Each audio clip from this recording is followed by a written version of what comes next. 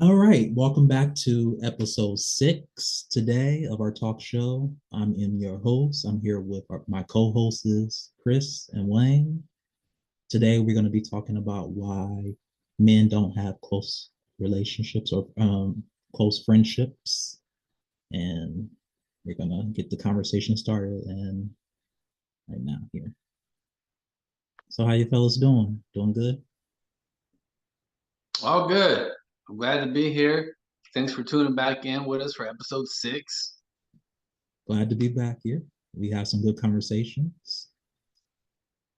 Morning, everybody. All right, so friendships, man. Yeah. What's the Why don't we thing? How have you close how friendships do you as guys men? build friendships? How do you guys keep friendships? I think it's I think it has to do with trust. If I trust you and we kind of share some of the same similarities and like what we like to do, um, that makes for a long lasting friendship.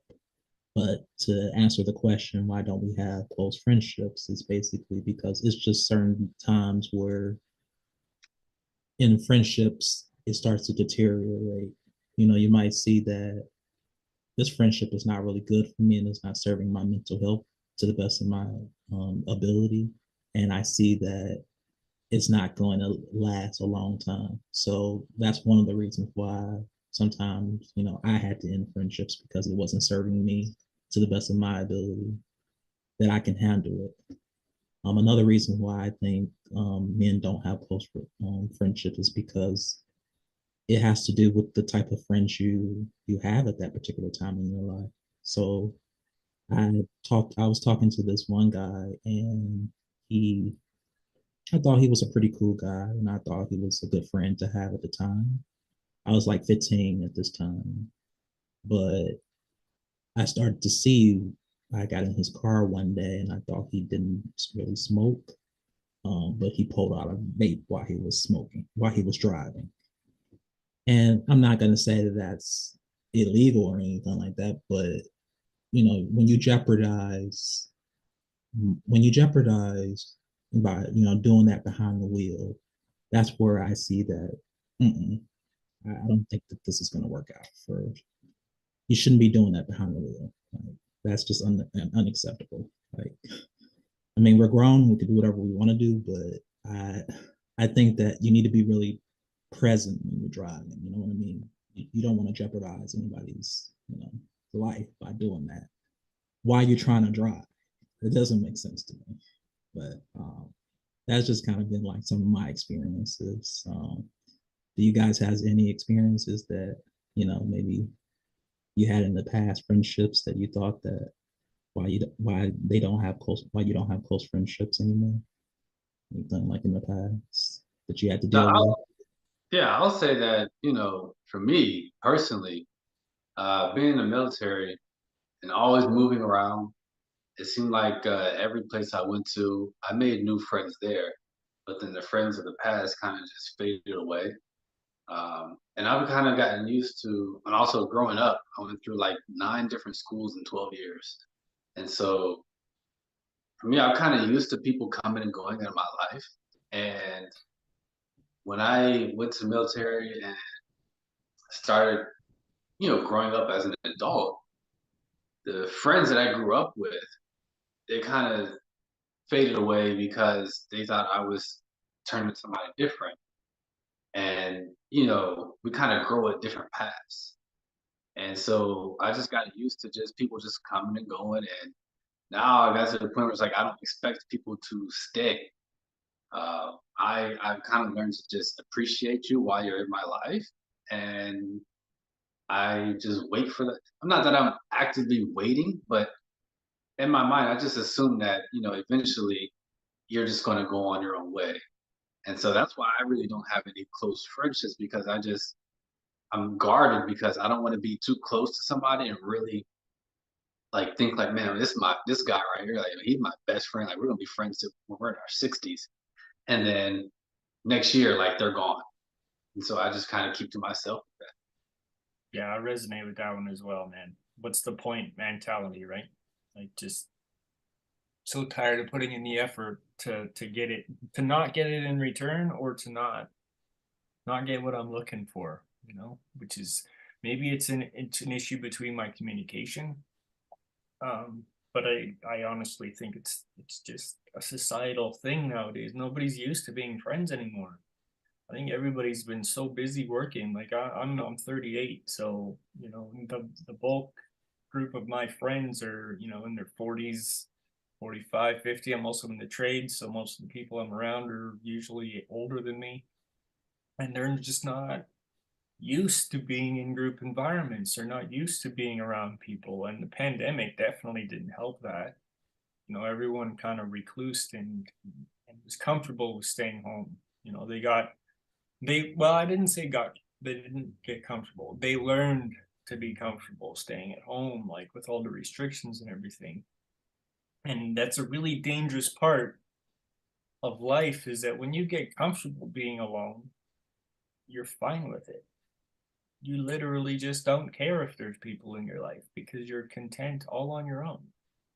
And that's the point where I'm getting at in my life, where people could come and go and it just doesn't matter. You know, it's great to have people in my life, and I want people in my life, but I don't need it in any way, shape, or form. I could be, you know, a loneliest person on the planet, just walking solo in the desert. It's no different than I walk every day to work and back. There's nobody there in my world, which is, it's tough to accept, but when you do, it's just life. It's just how it is, right? And I think that's also why I struggle to meet friends, because they can maybe sense that on me. They're just like, man, this guy's like Mad Max, you know, just going through the wasteland on his own. But that's the reality of it, is once you get comfortable being alone and comfortable not putting yourself out there to gain friendships, you just stay there, because what's the point, right? You know, I'm also an Yeah. empath, so I really feel vibes really bad, man. I get this, I don't know if it's a sixth sense or what, but you know, if the vibe ain't there, the vibe ain't there. And if I No, don't, you're right. And I think so many of us are in that same boat. It's like you you want those close relationships. Like I still think back to my days as a kid. In the summers, I'd be out in the country. You know, and I was raised in Ohio, so I'd be out in the country in Ohio. All my cousins and all these friends and everything. We were all so close. We're always together, right? But now as an adult, like I still want that, but I just I just kind of give up. Like you said, I'm just okay with being alone. I have a family, right? They're with me. Um, they bring me happiness. And so I kind of just accept that I don't have those close friends that I can go play poker with, shoot hoops with, or watch a game. Like yeah, I just kind of accept it. But I try to remember. I try to tell myself there's a fine line between like being the lonely cat lady, right, and accepting that people come and go. And so it's hard because I don't want to go down that path where eventually I'm the lonely dog guy. But it's just like it's hard. Why put in all the effort if the person's only going to be there for a short while? And I also think it has to do with our past friendships that we have. So if we know that it didn't go really well in the past friendships, you know, sometimes we contemplating about making new friends and wondering if it's going to actually result in mistrust again. So because I know for me, trust is a lot is really big with my friendships. Like if I feel like you give me the slightest of mistrust, or if I catch you in a lie saying that you're gonna do certain things, but you don't act out and do it, then you know that's where I just cut you off. And I don't think second about it at all, because trust plays a very key part in my friendships. If I don't feel like I can trust you, then bye bye, you're gone. Yeah, you're right. I mean, it was hard when we were younger to do that, to let those people go. Now as an adult, like your give a fuck is just gone. Like you just Yeah. what? Oh, you said you was gonna be there and you're not. Like, all right then, whatever. And that's just it. You just cease communication with that person. So Yeah, your think past sometimes. friendships definitely do it's, play a role in your future friendships. For sure, like historically too, like you were just saying, Duran, is historically we used to give more trust when we were younger, right? You're used to like, oh, here, man, this is me as a person. This is who I am. And your friends, they're like, they either resonate with that or they don't, right? Whereas Yeah. as an adult, you're like, hey, man, I got this little bit of myself. You want to know about it? You know what I mean? Like you don't go into friendships and you don't go into relationship the same as an adult. Yeah. And I think it I is never thought about it like that. Yeah. historically, all your historical traumas and like, oh man, that guy, I had this one friend that used to smoke, and therefore, you know, he's always going to be like that friend that smoked, right? Or, you know, this guy never wore a seatbelt in the car and that guy killed 3 people driving. I'm going to be, you know, this guy doesn't wear a seatbelt in the car. He's the same, right? They're the same person, but, you know, really they're not. And I think giving that basket of trust, especially after being hurt, has been probably the most difficult part of building friendships. Just being like, all right, man, this is me, who I am, and everything about me. You like it? You not like it? If you do, great. If you don't, see you fucking later.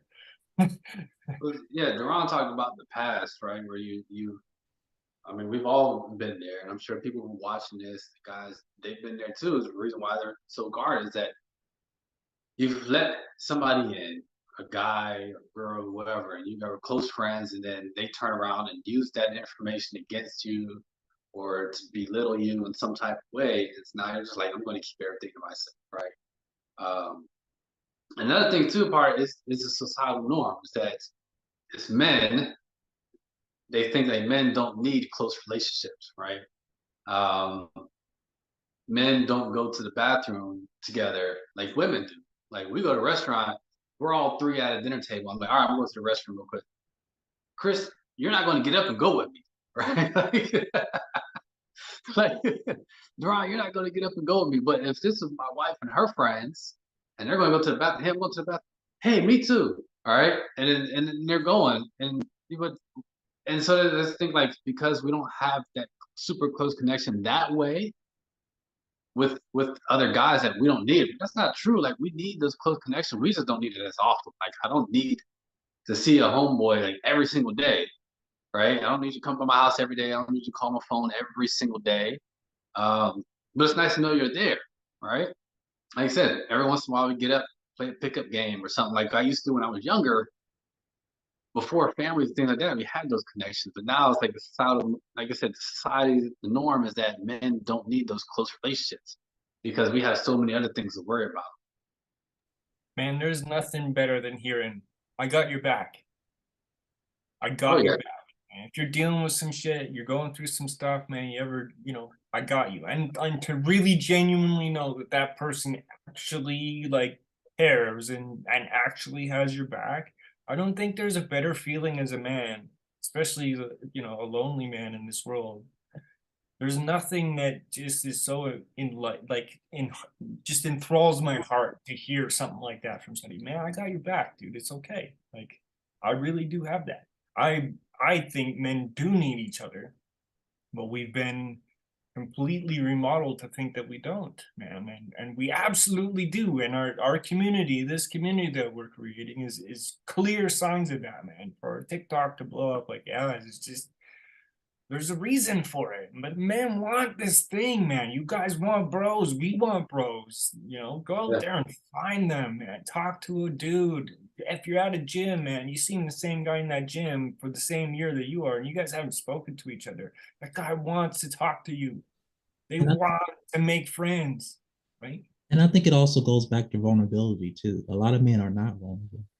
We don't really communicate how we're feeling or what we need out of a friendship. So when you do have friends, it's like, should I tell them this? Should I tell them that? What are they going to think about when I say certain things? So you can't really get too vulnerable with some of your guy friends because they might think you're weird or some type of like that. I don't know if you had guys had friends like that, but not weird. Let's call it what it is. Let's be straight to it, right? You do that with the wrong guy. It's like man, quit being a pussy, right? like yeah, pull up your dress, all right. Your girl dumped you. So what? let's go out and find another one. Like that's how we when we're younger, how we help yourselves out. It's like, man, that girl dumped you. There's five more. Let's go to the bar. But really, you're like, I don't want another girl. I want that girl, and I'm hurt. But you don't know how to say that. So you go to the bar and you're just there, and now you're binge drinking and stuff like that. And that leads to more other types of behavior. So We never it's learn how hard to to be just say, vulnerable as men, yeah. basically. You know, women, I think women cry more than men. Like, and that's sad. I think women cry with an audience more than men. Mm. I think men cry just as much as women, but you have to do it alone. And that's why people think that men don't cry. It's because we have to go hide somewhere to do it. Do it in our cars while we're screaming on our way home. We do it in the bathroom while we're taking 25-minute bathroom breaks. 10 minutes is for the bathroom, the other 15 is to collect ourselves. Just how it Yeah. happens, ladies. I'm sorry. We're not in there for 40 minutes because we want to be. We're in there because it's the only place we get any goddamn peace and the only place we can feel any goddamn feelings. So yeah, we're gonna be there for a little bit. We're gonna feel them feelings and we're gonna come out like nothing happened. Yeah, and Hey, don't I think hold on, toxic. right? I was Yeah, gonna say, make sure my wife doesn't hear that. She's gonna come knocking on the door now.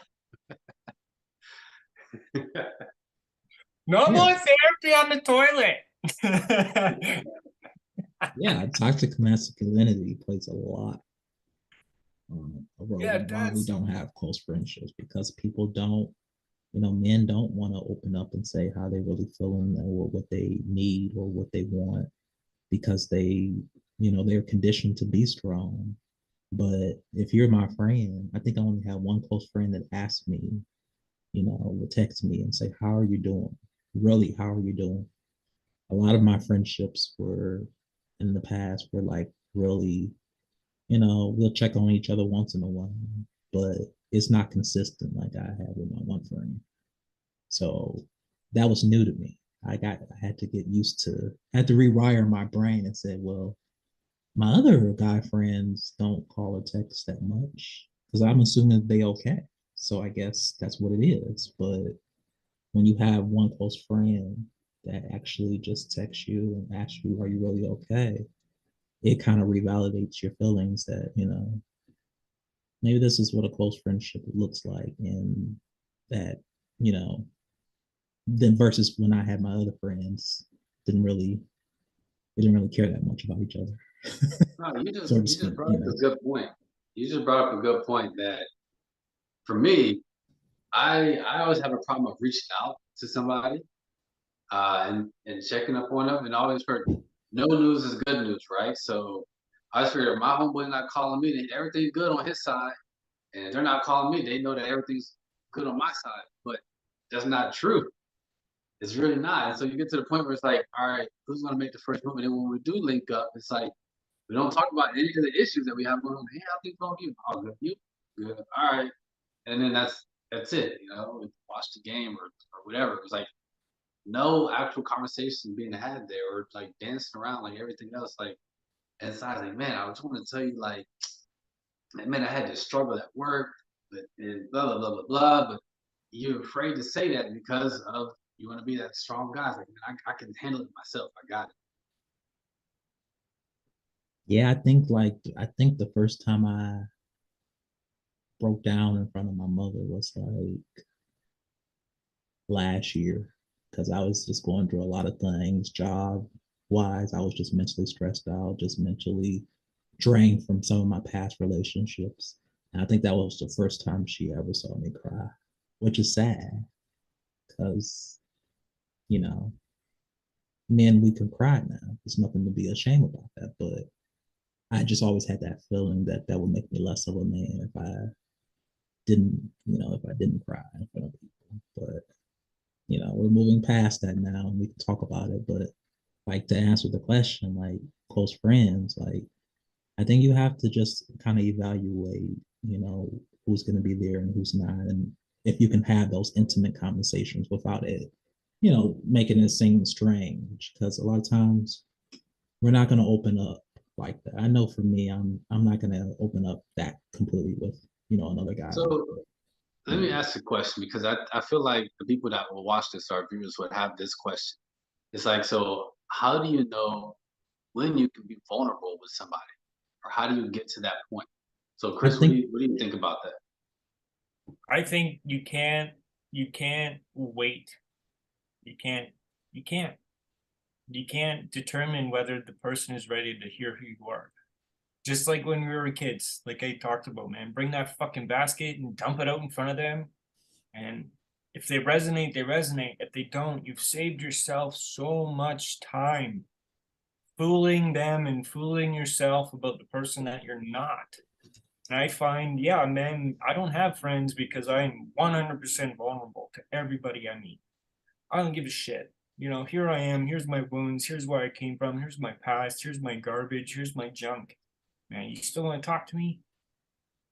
If you do, we're gonna be friends. We're gonna be friends for a long fucking time because I found somebody, right? And I think if you can have the strength and the vulnerability to just be like, get it all out there, no matter how bad it is. yeah, man, just fucking dump it, dude. Just, man, it sucks and it's hard and it's gonna be uncomfortable the first time you do it. But the second time you do it, it'll be easier. And the third time you do it, it'll be easier. And the fourth time you do it, it'll seem like it's no big deal. And the reactions that you get won't matter to you because you feel true to yourself, your authentic, genuine self, who inside has nothing to hide from anybody.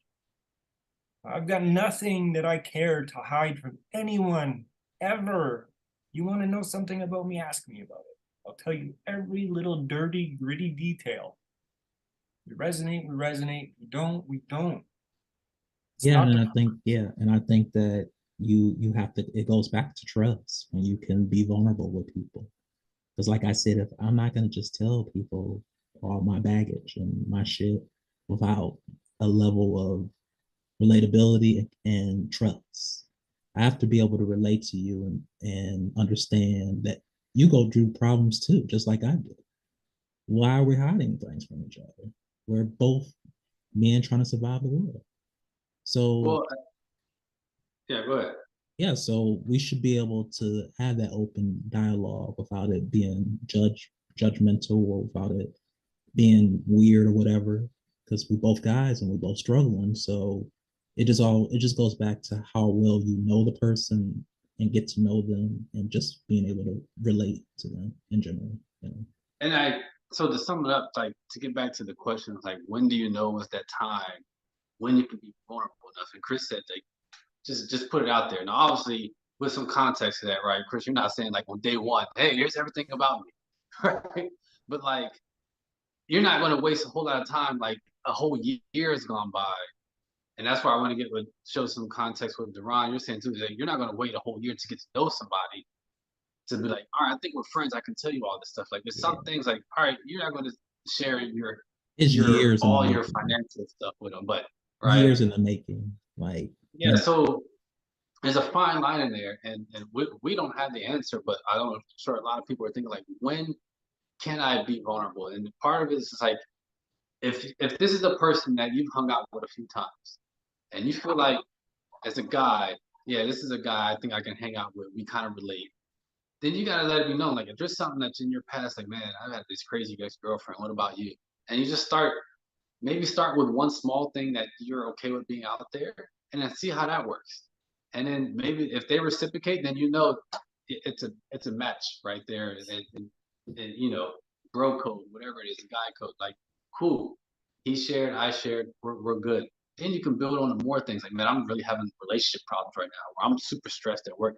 Then you can start bringing those other things on. It's like, but don't want to wait too long. And you don't want to just do it all immediately right at once. But like for me right now, I feel like I'm like Chris, like you said, it's hard the first couple times because the first couple times it's not going to work out. Or you're going to share, and then people's are like, "Oh yeah, I'll be there for you," and then they're not, right? And then you're hurt. And so now it's like, if somebody asks me a question, I'm going to tell you, I have nothing to hide too. Like I am an open book. I I want people to know that they can trust me. And if you reciprocate, great. If you don't, I'm not embarrassed about what I told you because I'm human and I go through things just like everybody else. I don't want people to be perfect around me. That's Yeah, not what I want.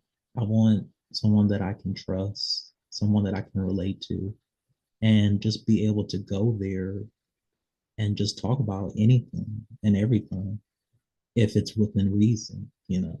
Obviously, you don't have to share your whole life history with me and all the things that you've been through in your life, but if I'm reciprocating something that's, you know, to the next level that I'm ready to talk about and you're not really receptive of that, then I would see that this is not going to last long. It's really, we're on the surface level. We're not at a deeper level yet. yeah. And Yeah. to a point, I mean, really, there's nothing wrong with that too. To a certain extent, if you realize that that friend is not a friend that you can really put all your trust into, then you leave him at the, that's an associate type of Yeah. friendship where y'all can hang out and do fun things together, but like you're not going to divulge like your master plan for growing your business, right? You're not going to share those type of things with that person, but it's still to hang out with. And so that person's not going to be that close friend that we're looking for. But realizing that and accepting that too, like you don't have to force it. Like, okay, yeah, real cool. We'll hang out every once in a while, but that's where it's going to stay, and you stay comfortable with that. Yeah, Yeah, because I that have this one friend. self-awareness, Yeah, I have this right? one Self-awareness. friend. Yeah, I have this one friend where we just laugh and joke. That's all we do. Text each other's memes and stuff like that. But we never, I've been knowing him for like 2 years now, but we never got to talk about what type of issues that we have, you know, what affects us on the day to day. We just joke and laugh. That's all we do. Isn't that sad? And both of you, like, that's what you need from that relationship, right? And that's Yeah, like but would you like I it to think go I'm ready further, for or it to you be a, just like I it's think I'm cool? ready for it to be at a deeper level now, like where we could talk about different things because I know, because like I think we only talked about one thing that was really serious and just our jobs because we both hate our jobs. I think that's the only thing we ever talked about that was really less, not at a surface level, but more at a deeper Right, level. But right, other than that, it's just how you doing? Text each other's names, stuff like that. It's not really serious. We haven't got to that point yet. right. And Do then you my do you one think it friend, would be receptive? And that's like, because this is literally the thing, man. Like, do you want it to go to that next level, or have you gotten to a point where you're like accepted that this friendship is what it is? Because it is what it is. I think yeah, I accepted it. It is what it is. Because there's yeah, different types of friendships. You got people that you can go to about your problems and they'll listen to you. You got people that just want to be your friends, but they don't want to be associated to hear all your problems. And then you got friends that's just fake. They So come let me around when tell it's y'all. convenient. So let's get real. I'm gonna tell y'all a real life situation that happened with me. Right. So this was probably like 10 years ago. I when I was a kid, like I said, when I was a kid, I used to hang out with my cousins a lot, and so I had an opportunity to move to a town. I moved to San Diego, and one of my cousins, he was like maybe 2 years younger than me. At the time, I was maybe 25, 26, and he's a little bit younger than me, but still cool, no problem. I always liked hanging out with him when we were younger, and now we had the opportunity to be roommates. All right, because I was getting an apartment. I said, "Hey man, why don't you come live with me? It'd be great." And we did that. And then I went on deployments on my ship, and we went to my dog's going to join me. Say hi. So then I went on deployment on Oh, my ship, and I was gone for 6 months, 6 to 8 months. And when I came back, we messaged every now and then, but he took care of the house. I had a brand new car. He took care of it for me. But like I said, if I didn't hear from him, I thought everything was cool. If he didn't hear from me, everything was cool. But when I came back, I was like, all right, man, I thought we was gonna be like best friends, right? That's the whole reason why I was like, man, this is great. We get to relive like how we were kids. And it was nothing like that. Like we were end up like literally like just roommates.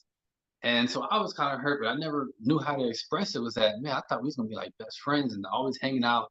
And it ended up like he had his thing, his crew that he had, and I rarely got invited to hang out with them. and me. So like I would invite him out to hang out with the guys from the ship that I knew, but it was hardly ever reciprocated. And so like for that 2 years, it ended up being kind of awkward. It's like I thought we were going to be close, and then we weren't. And so I never knew how to express that to him. To say like, man, like you know, it seemed kind of weird here, and I just never know what really happened with that. And so now, like we don't even talk. Like I moved away. I moved to DC because I got relocated, and we never really spoke after that. Yes, you was expecting a deeper friendship, and you got just a surface level, basically. Yeah, yeah. And I thought that was weird since we kind of grew up together. And like I said, back then, now I would know how to address it. I'm like, hey man, what's up? But now, or back then, I didn't know how to express it, and it was kind of you know, I I was shy to express my feelings to another man. Like, I thought we would be closer than we really were. And I think it goes back to that toxic masculinity that I was talking about earlier. Like some men are just not really receptive of opening up with one another because they're conditioned, society conditioning them to not be vulnerable. So I mean, you get what you get. So if you have those deeper conversations with men, you know, that's just not surface level. That's a good thing. But if you don't, you have to just accept what it is and move on. That's going to move on to somebody else that's going to give you that deeper connection. Not in a weird way, but you know what I mean. Yeah, no, There's a absolutely. And lot so, to not chasing as well, right? Like most of us get to a point where we don't want to chase these friendships that we thought might work out, but don't. And it sucks, man. It sucks to just shut it down like that when you're enthusiastic. Like Wayne, man, that was a really good story. I appreciate you sharing that because I've experienced that as well, both with family members and friends, where you had this great picture of what it was going to work out like. Like I have one, we reconnected, a friend that I reconnected with from elementary school. We reconnected now as adults, and I was like, oh man, like this is going to be lit, bro. And it was everything but lit. And I could not pull the freaking enthusiasm out of this thing to save my life, man. And as much as I want that friendship to work out historically, because the dude is awesome and I want to be in his life again and I want him to be in my life, I don't have the energy to keep trying to make that happen with him. And this guy's like literally my best friend from my childhood. I spent more time with this person than I spent with just about anyone else on this planet other than my kids, right? So like we know each other, and he knows all the dirt that I went through when I was a kid. His dad was actually there for me to like help me survive a lot of shit. But now, as an adult, he's like, "Why are you still carrying that baggage from when you were a little kid?" And I'm like, "Dude, not by choice, man. This is not like I don't carry yeah, this like a lunch kit. This isn't like my pride bag I carry around. Like here's all my messed up stuff. It, it just is, man. I am the way that I am, and like growing up, I would have thought there would be a little bit more understanding there, and he'd be like, "Yeah, dude, like I'm glad you made it, and the person you are is a good person, and let's reconnect." And he's got kids the same age as my kids, so I was like, "Oh, this is match made in heaven, bro. This is gonna be so good." And it's just not going anywhere, man. It's not happening as much as I want it to. I can sprinkle dust on it all day, and it ain't going anywhere. So I gotta yeah, learn. It's, yeah. So we talked about a lot today about why we don't have close friendships with some of our guy friends, but I know some of our audience members are just thinking like, how can we have close relationships with guys without it being weird or anything like that? Like how can we accept that that vulnerability with them? So I think a part of it now is that finding your tribe, finding your group, doing things that you like to do, So I posted something like this on our IG today. Don't hide yourself to be friends with somebody. Find the people that accept you for how you are. And how do you do that? Well, I mean, there's this thing in the States, I don't know if they can, but it's called Meetup, right? You meet up with people who have similar interests and y'all just do whatever activity it is. Um, so that's one of the ways you can do it, is just find things like that, or whether it's video games, whether it's basketball, whether it's reading or volunteering or gardening or whatever, just finding your interest, doing that thing will bring people into your life. That's one way of looking at it. That's a really good point, man. Doing things with passion that make you passionate, you'll find other people that are also passionate about stuff.